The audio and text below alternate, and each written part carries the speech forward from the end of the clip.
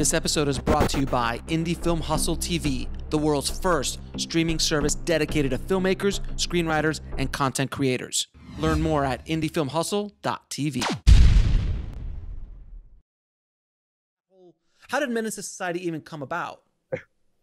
Well, it was interesting. It was like my brother and I had an idea at 15 that we wanted to do this kind of hood story, but our perspective is we wanted to have it be told from the point of view of this kid that just got corrupted by, nature versus nurture. And he got corrupted by both, basically, right? At the time that we got to the age where we're about to start doing music videos, we were at a production company that we were signed to called Underdog Film, which was a black-owned film company in LA. And they were doing a music video for the Boys in the Hood soundtrack. We had saw the Boys in the Hood trailer and we're like, uh-oh, it's over. Somebody already beat us to it, right? Mm-hmm. We were in the production company at the time. They'd insert the clips into the music videos from the movie back then, and they had 2 3/4-inch tapes. The movie was split in two, and this closet room with a TV and a playback thing. And we decided after work one day, let's just go watch this thing to see before we give up on our dream, So we watch it, and halfway through, we're just looking at each other going, this is really spoon-fed. This is it's weak. Compared to what we want to do, like stylistically and thematically, it's not as potent as what we want to do. Mm-hmm. And at the same time, we had saw James Olmos' American Me, which blew our minds. Yes. And that actually made Menace to Society a harder movie, because we saw that and we're like, oh shit, we gotta at least be where that movie is. So my brother took the lead in developing the script while we were 18 doing these music videos. And he would show me like 10 pages or 20 pages, from our friend Tiger Williams. And at the time it was called Rampage, right? The script was called Rampage. Nice. And there was no liquor store opening. There was no videotape that was going throughout the movie. And at the time I started experimenting with marijuana. We were late to marijuana, like we were 18 or 19. And again, I was really introverted, shy, and socially awkward. So I started reading the script as more and more pages came in. And then I was smoking one night, went to my room, and I came back to my brother and Tiger and said, we need to have an opening scene that knocks people's socks off. Like, they need to know when they see this opening scene, the rest of the movie, this is what you're in for, basically, right? And so I pitched them the opening scene, not knowing that would be a through line throughout the script, because that was the last thing we added before the script was complete. Now, once we completed the script, we had 2 line producer friends from music videos. One guy was Ruben Mendoza. The other guy was Darren, who ended up being the producer. I forget his last name now. Darren Scott, who produced one of our Tupac videos. Okay. So we hand them both, my brother hands them both the script and says, whoever can get it set up, you could be the producer, naively thinking that that's how producing works. It doesn't. We get an agent who then moves to CA. We still haven't done anything yet except for a few music videos. And she says, New Line read your script, but they don't want to do that. I want you to go in and meet with them. They want to talk to you about Last Dragon Part 2. So on the way over to New Line, on our first meeting with an executive, my brother pulls up the car to a parking meter and he says, listen, fuck that. We're not doing Last Dragon Part 2. We're going to go up there and repitch Menace. So we go into the office and do just that, not knowing that an East Coast exec had read the script and loved it, which put pressure on the West Coast exec, right? And Bob Shea, who was the owner and founder of New Line, found out about the script. People were excited about it, and the wheels were starting to roll. Mm-hmm. And he wanted to put the script on Weekend Read. And I think it was a Thursday or Friday, we got a call that, Bob Shea and everybody's going to read it this weekend, but he hears you guys did an episode of America's Most Wanted. And he saw your music videos, but he wants to see that episode of America's Most Wanted. And we're like, fuck, our career is already over. Because we did this episode, and it was horribly acted, some janky direction.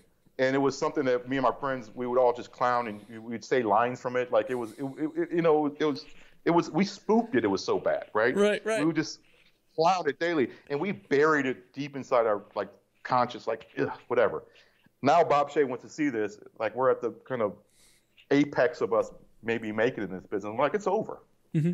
So come Monday, we said, read it, and he cried, and he wants to make the movie. He obviously already saw the America's Most Wanted, so we got over that hump, and that's how it started.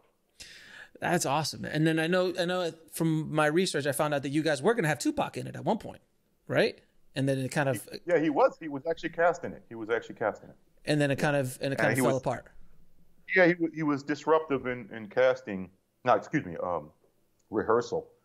And my brother had a few confrontations over it, and this is before. The thing about Tupac, to be fair, is that he was never threatening when he was by himself. He was $150. We were about 200 at the time, right? Mm-hmm. And contrary to popular opinion of what happened between us, he buried a hatchet with us, shortly before he died. But there was never a beat down by him or nothing like that. There was 15 guys, Right.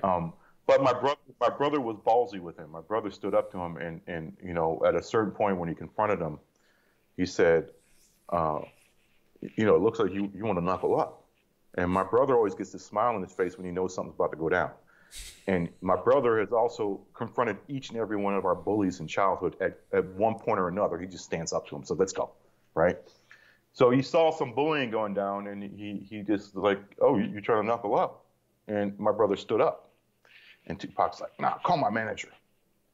So my brother called his manager and said, I don't know what to do. He's being very disruptive. We think part of the reason he was disruptive is because he wasn't in a starring role at the time, and he'd just come off with Juice, and he was doing he finished John Singleton's Poetic Justice.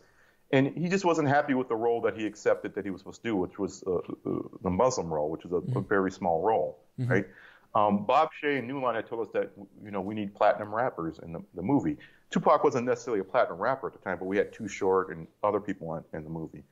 So we were scared of losing a movie if we had a problem with Tupac in one way. But my brother knew that it was like a situation that couldn't be resolved because he was so disruptive, partially because he didn't know his lines, partially because he wanted all the attention on himself, which a true star, that's how they are. And he's a true star. I can't deny that. So my brother had to go tell Bob Shea at Glenn Ross premiere. Wow. He goes to this premiere. Bob, we got a problem. And he tells him, and Bob says, fire him. And my brother's like, really? Will you allow us to do that? He said, yeah. Brother called up the manager. Yo, it's over. We got a movie to make. We can't be fucking around with this shit, right? It broke on MTV News, and it just became this wild story. But it wasn't anything we would have done differently.